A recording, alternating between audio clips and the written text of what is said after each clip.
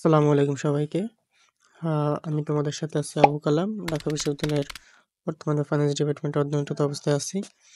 তো আজকে আমরা আলোচনা করব নবম ও দশম শ্রেণীর ব্যাংকিং, ফিন্যান্স এবং ব্যাংকিং বইটা সম্পর্কে একটু ধারণা দিব, ওভারঅল একটা ধারণা দিব। তো সেটা যদি দেখি যে এখানে যে চ্যাপ্টারগুলো আছে, আহ, এখানে টোটাল 13টা চ্যাপ্টারের মধ্যে প্রতিটা চ্যাপ্টারে কোনটা কোন বিষয় নিয়ে আসলে আলোচনা করা হয়েছে সে সম্পর্কে আমরা একটু ধারণা দিব। তো প্রথম চ্যাপ্টারটা আছে কি অর্থায়ন এবং ব্যবসায় অর্থায়ন। অর্থায়ন এবং ব্যবসা অর্থায়ন দুটেই মোটামুটি সেম, তবে অর্থায়ন আর ব্যবসা অর্থায়নের মধ্যে কিছুটা পার্থক্য আছে, সেই জন্য এগুলাকে আলাদাভাবে রাখা হয়েছিল। অর্থায়ন বলতে বোঝায় কি, তো অর্থায়নের সংজ্ঞা যদি আমরা যাই তখন আমরা দেখি বিভিন্ন উৎস থেকে অর্থ সংগ্রহ করা এবং সংরক্ষণ করা এবং অর্থের সঠিক ব্যবহারকে অর্থায়ন বলা হয়। এখানের মধ্যে তিনটা যে পার্ট, যে অর্থ উৎস নির্ধারণ করা, অর্থ সংরক্ষণ করা এবং অর্থ বিনিয়োগের মাধ্যমে মুনাফা অর্জন করার যে প্রয়াসটা, সেটা আসলে এ, অর্থায়ন বা ব্যবসায় অর্থায়ন। ব্যবসা অর্থায়ন অর্থায়ন থেকে কীভাবে আলাদা? কারণ অর্থায়ন অনেকগুলো অর্থায়ন হতে পারে, যে পারিবারিক থেকে শুরু করে রাষ্ট্রীয় পর্যায়ে বিভিন্ন পর্যায়ে অর্থায়ন হয়।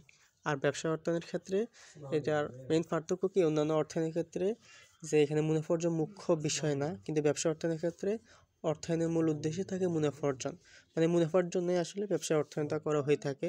যেখানে পারিবারিক এবং রাষ্ট্রীয় বা অন্যান্য যে অর্থায়নগুলো আছে, ওগুলো আসলে বিভিন্ন মানুষের কল্যাণ বা পারিবারিক বা রাষ্ট্রীয় কল্যাণ সাধনের জন্য করা হয়ে থাকে। তো এটা আসলে অধ্যায়ের বেসিক, এবং এই অধ্যায়ের মধ্যে অর্থায়নের আসলে বেসিক আলোচনাগুলোই করা হয়েছে। তো পরবর্তীতে যদি আমরা দ্বিতীয় অধ্যায়ে যাই, অর্থায়নের উৎস, যে আমরা যে অর্থায়ন করব, আমরা অর্থায়নের সংজ্ঞায় বলেছি যে বিভিন্ন উৎস থেকে অর্থ সংগ্রহ করা। এ বিভিন্ন উৎস থেকে অর্থ সংগ্রহ করার যে উৎসটা, সেটা সম্পর্কে আসলে দ্বিতীয় অধ্যায় যেটা আছে এটাই বিস্তারিত আলোচনা করা হয়েছে। যে অর্থায়নের উৎস বিভিন্ন উৎস হতে পারে, যেমন কি অভ্যন্তরীণ উৎস থেকে শুরু করে বাহ্যিক উৎস, এমন হতে পারে অনেকগুলা। যেমন পারিবারিক অর্থায়নের মধ্যে এমন কিছু উৎস থাকে যেগুলা পরিবারের বিভিন্ন ফ্যামিলির অভ্যন্তরীণভাবে ফাইন্যান্সিং করা সম্ভব হয়, এবং কিছু উৎস আছে সেটা বাইরে থেকে করা হয়। সেটা ব্যবসা অর্থায়নের ক্ষেত্রে হতে পারে, সেটা রাষ্ট্র প্রতিষ্ঠানের ক্ষেত্রে হতে পারে। এভাবেই বিস্তারিত আলোচনা এখানে অর্থায়ন উৎস সম্পর্কে এখানে করা আছে। থার্ড চ্যাপ্টার যেটা আছে সেটা হচ্ছে শেয়ার, বন্ড এবং ডিবেঞ্চার। শেয়ার, বন্ড এবং ডিবেঞ্চার, এটা হলো গিয়ে শেয়ার সংক্রান্ত, যেটা আসলে বিস্তারিত জানার জন্য আসলে আমাদের নবম দশম শ্রেণীর মধ্যে অতটুকু বিস্তারিত বলা হয় না, এটা উপরে যখন যাবা তখন আরো বিস্তারিত দেখবা। এখানে শেয়ার, বন্ড, ডিবেঞ্চার কি, এগুলো একদমই মানে অ্যাডভান্স লেভেল কিছু কথাবার্তা, এগুলো পরবর্তীতে আরো বিস্তারিত জানতে পারবা। এর পরবর্তীতে আছে অর্থের সময়মূল্য। অর্থের সময়মূল্যকে যদি বলতে হয়, এটাকে বলতে হবে যে ফাইন্যান্স বইটার আসলে মেইন ভিত্তিটাই অর্থের সময়মূল্য। এটা আসলে প্রতিটা চ্যাপ্টারের সাথে কোনো না কোনোভাবে জড়িত, সেটা আসলে বোঝা যাক বা না বোঝা যাক, এটা আসলে একটা কি অদৃশ্য শক্তির মতো বলতে পারো, যে প্রতিটা চ্যাপ্টারের সাথে এবং দৈনন্দিন জীবন থেকে শুরু করে রাষ্ট্রীয় পর্যায়ে প্রতিটা ক্ষেত্রে অর্থের সমমূল্যের বিষয়টা খুবই গুরুত্বপূর্ণ। তো অর্থের সমমূল্য এটা আসলে একটা ম্যাথমেটিক্যাল চ্যাপ্টার, এটা আমরা দেখব যখন ম্যাথ করতে যাব, তখন এটা সম্পর্কে আরো বিস্তারিত ডিটেল বলা হবে। এর পরবর্তী চ্যাপ্টার যেটা আছে, এটা ঝুঁকি অনিশ্চয়তা। ঝুঁকি অনিশ্চয়তা আসলে মানুষের জীবনে আসলে ওতপ্রোতভাবে জড়িত। অনিশ্চয়তা আসলে কখনোই পরিমাপযোগ্য না, কিন্তু ঝুঁকিটা আসলে পরিমাপযোগ্য। ভবিষ্যতে একটা ঘটনা ঘটবে, সেটা যদি মানুষ আন্দাজ করতে না পারে, আগে থেকে অনুমান করতে না পারে, সেটা হচ্ছে অনিশ্চয়তা। আর যে উম, ঘটনাটা কি হতে পারে সেটা যদি মানুষ বুঝতে পারে বা অনুমান করতে পারে, সেটাই আসলে ঝুঁকি। তো যে জিনিসটা মানুষ অনুমান করতে পারে, সেই জিনিসটা সম্পর্কে মানুষ আগাম প্রস্তুতি নিতে পারে। আর যে জিনিসটা সম্পর্কে মানুষের কোনো ধারণা থাকে না, সেটা সম্পর্কে মানুষের কোনো কি পুরো প্রস্তুতি নিতে পারে না। তো সেই হিসেবে ঝুঁকি আর অনিশ্চয়তার মধ্যে মোটামুটি ভালো পার্থক্য আছে। যেটা আমরা, এটাও একটা ম্যাথমেটিক্যাল কোর্স, সেটা আমরা ম্যাথ করার সময় আরো বিস্তারিত বলবো।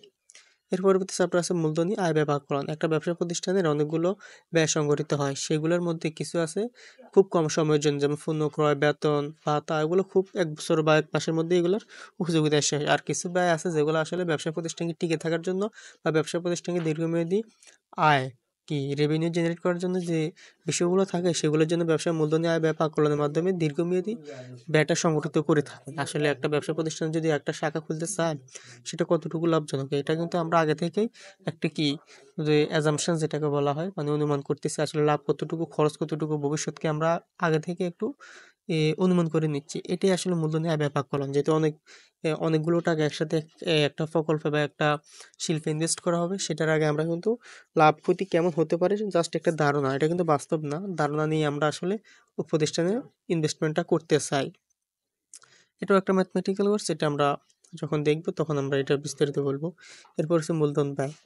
মূলধন ব্যয়টাকে বিভিন্ন উৎস থেকে বলতেছি আমরা। উৎসে মূলধনের বিভিন্ন উৎস থাকতে পারে, সেটা যেকোনো ধরনের অর্থায়নের ক্ষেত্রে হতে পারে। তো কোন উৎস থেকে মূলধন সংগ্রহ করলে আমাদের কতটুকু ব্যয় হবে মূলধনের জন্য, কতটুকু ব্যয় আমাদেরকে বহন করতে হবে, সেটার ওভারঅল যে ব্যয়টা, সেটা আমরা আসলে মূলধনী ব্যয়ের মাধ্যমে জানতে পারবো। এই চ্যাপ্টার থেকে আসলে আমরা এই বিষয়টা জানতে পারবো। আর মুদ্রা ব্যাংক ও ব্যাংকিং, মুদ্রা ব্যাংক ও ব্যাংকিং প্রতিটা বিষয়ের যেমন কি একটা ইতিহাস থাকে এবং মানব জীবনের কি বেসিক কিভাবে শুরু হলো, হ্যাঁ, এটারও যেমন একটা ইতিহাস আছে। মুদ্রা ব্যাংক ও ব্যাংকিং এটারও কিন্তু একটা ইতিহাস আছে। ইতিহাসটা আসলে এখানে তোমাদের যেহেতু নবম দশম শ্রেণীর শুরুতেই তোমরা এই ফাইন্যান্স বইটার সাথে পরিচিত হচ্ছ, তো ওইটা আসলে তোমাদেরকে বেসিক বিষয়টাই জানাচ্ছে। মুদ্রা কিভাবে পৃথিবীতে আসলো, ব্যাংক এবং ব্যাংকিং কিভাবে আসলো, ওগুলো সম্পর্কে বলা। কৌতূহল থাকতে পারে কিভাবে আসলে এটা হলো, আমরা একটু দেখি। ওটা আসলে এই চ্যাপ্টার থেকে আমরা জানতে পারবো। এর পরবর্তী যে চ্যাপ্টার আছে, ব্যাংকিং ব্যবসায় ও তার ধরন। একটা দেশের ব্যাংকিং ব্যবসায় কাঠামোটা কেমন, কিভাবে এটা পরিচালিত হয়, কারা আসলে এটাকে পরিচালিত করে, সব ওভারঅল বিষয়টা কিন্তু আমাদের এখানে এটা দেওয়া আছে। একটা প্রতিটা দেশের মোটামুটি ব্যাংকের কাঠামো সেম, কিন্তু কিছুটা আসলে পার্থক্য থাকে। যে কাঠামোটা কেমন হতে পারে বা তার ধরন কেমন হতে পারে।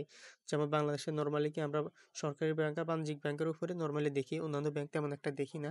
বা বিদেশি ব্যাংক কয়েকটা আছে হয়তো, খুবই কমই আছে এগুলা।